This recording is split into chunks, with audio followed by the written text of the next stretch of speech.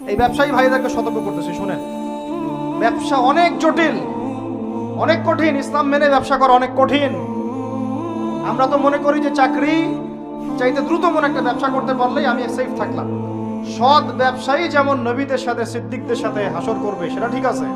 ব্যবসায় তাকওয়া, আমানত, ইনসাফ বজায় রাখাটা এত সহজ না। একটা পণ্য নিয়ে আসছেন, বাজারে বিক্রি করে দিলেন, বললেন যে মাছটা টাটকা, কিন্তু 3 দিনের বাসি ছিল, রিজিকটা আপনার হারাম হয়ে গেল। ফল কিনেছেন, ফরমালিন মারলেন, মায়েরা মানুষকে বিষ খাওয়াইলেন, রিজিকটা হারাম হয়ে গেল। আপনি ওজন করতেছেন, ইচ্ছা করে ফের দিলেন, ঠকালেন, রিজিকটা হারাম হয়ে গেল। আবু হানিফা রাহিমাহুল্লাহ সেই বিখ্যাত ঘটনা আপনারা জানেন কিনা? একটা কাপড়ের মধ্যে খুদ আছে, এটা সন্দেহ হয়েছিল, সবগুলো কাপড়ই তিনি বেচারা সেল করে দিয়েছেন, রাখেনি নাই, ওটা দিয়ে ক্ষতিপূরণ দিয়ে দিয়েছেন মানুষকে। কে জানে ওই টাকা আবার কোথায় চলে গেল। ওইটার জন্য যদি আমার ইবাদত কবুল না হয়, তাদের চিন্তা এমন ছিল।